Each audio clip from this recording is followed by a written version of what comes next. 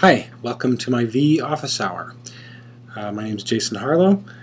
I am going to go over the solution to Physics 132, Fall 2010 Test 1, and this is Part B of the freeform problems. This question is based on Chapter 20 from Knight's second edition, which is the Traveling Waves chapter, and in particular Section 20.7 on the Doppler effect. So first, let's carefully read the question. Two trains approach one another on a long straight track. The first train is traveling north at 36 meters per second relative to the ground in still air. The frequency of the note emitted by the whistle on the first train is 462 Hz. A passenger is on the second train, which is moving south at a speed of 15.0 meters per second relative to the ground. What is the frequency of the whistle as heard by the passenger on the second train? Okay, so this is a Doppler effect question. You've been told the two trains are approaching one another. One's going north, one's going south, so maybe they'll collide eventually. But we do expect that the frequency that you hear is going to be a little higher than the frequency that was emitted. Now, there's two different equations in Chapter 20, sets of equations, one for when the source is approaching or receding, and another set of equations for when the observer is approaching or receding.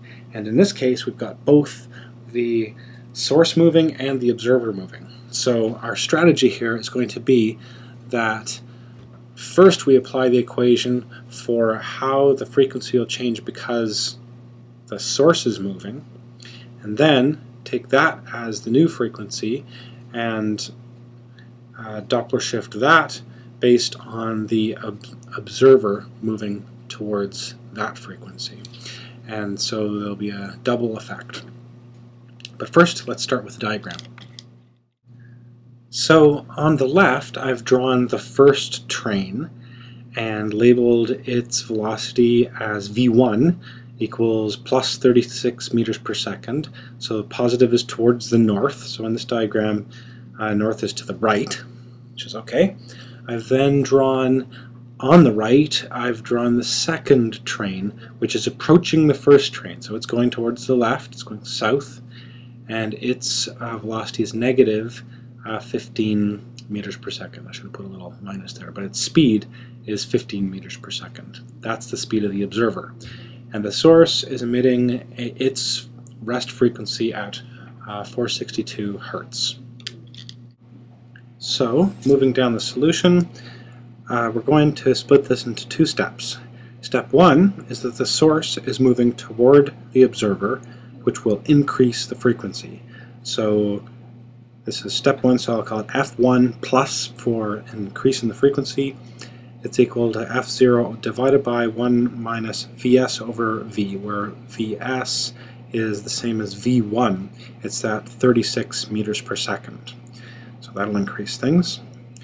The second step is to take this new frequency, F1 plus, and Doppler shift that. Treat that as if it is the rest frequency, and then apply equation 2040, which is when the observer is moving towards the source, which will also increase the frequency above this F1 plus. So you have F2 plus is equal to, open parenthesis, 1 plus V of the observer divided by V, close parenthesis, times F1 plus. So I've changed that equation by inserting F1 plus instead of F sub 0. So altogether, putting that equation together, we have 1 plus V2 over V divided by 1 minus V1 over V, all times F sub 0, and plugging in the numbers for that, we end up with 538.75 Hertz. So indeed that's a larger frequency than the rest frequency. The input information was given to a minimum of 3 significant figures, so we can display the final answer to 3 significant figures. It should be 539 Hertz. Okay, so that's an example of using the Doppler effect equation for both moving source and observer. It may seem a little involved, but it is something you had to do for the Mastering Physics homework. There was problem set number 1, the 4th problem called Doppler effect on a train.